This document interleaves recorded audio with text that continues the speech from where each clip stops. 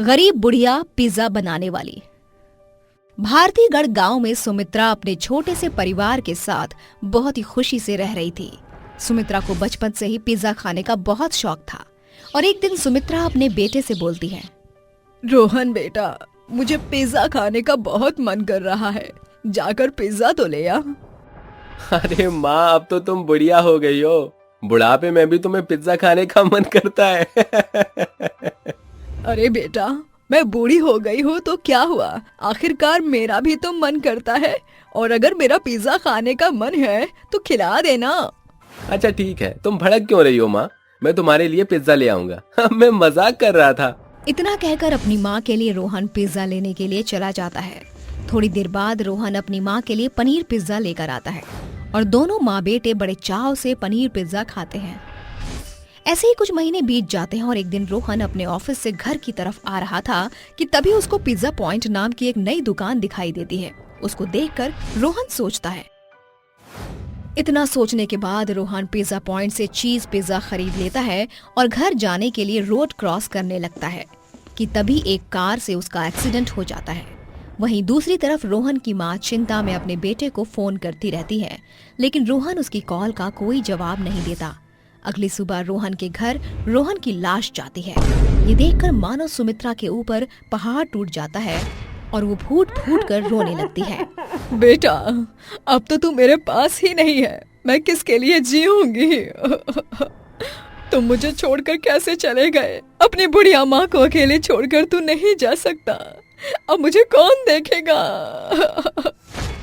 उसको रोता हुआ देखकर लोग उसको सिंपैथी देकर चले जाते हैं। थोड़ी देर बाद सुमित्रा अपने बेटे की चिता जला देती है। बेचारी बहुत ही अकेली हो जाती है और रोते हुए अपने बेटे के साथ बिताए हुए पल याद करती है कि किस तरीके से रोहन अपनी माँ को छेड़ा करता था। सुमित्रा के घर में रोहन के सिवाय और कोई नहीं था और इस वजह से सुमित्रा की आर्थिक स्थिति धीरे धीरे बद से बदतर हो गई।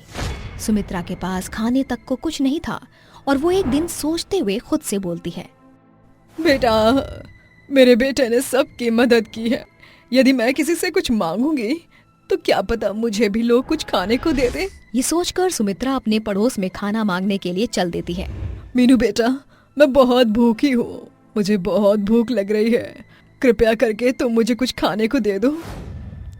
अरे अम्मा, आप ये कैसी बात कर रही हो, मैं आपकी मदद तो करना चाहती थी, लेकिन मेरे पति घर पर नहीं है, मैं उनसे बिना पूछे कोई भी सामान ऐसे किसी को नहीं दे सकती अम्मा।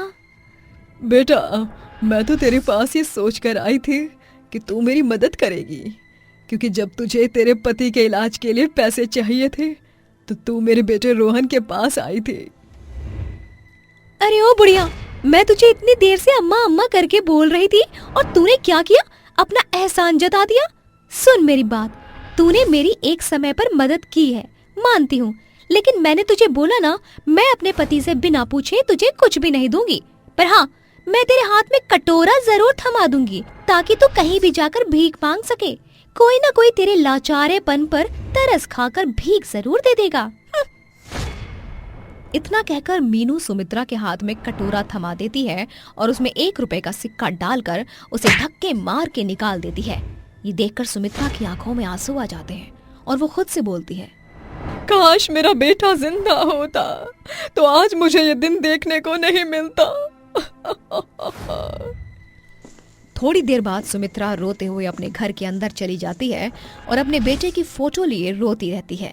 तभी उसके पास एक रंजू नाम की औरत आती है और उससे बोलती है, अरे सुमित्रा बहन, तू अपने बेटे की फोटो लिए क्यों रोती रहती है। क्या बताऊं बहन, जब से मेरा बेटा रोहन मुझे छोड़कर गया है मैं भूखे ही मर रही हूँ।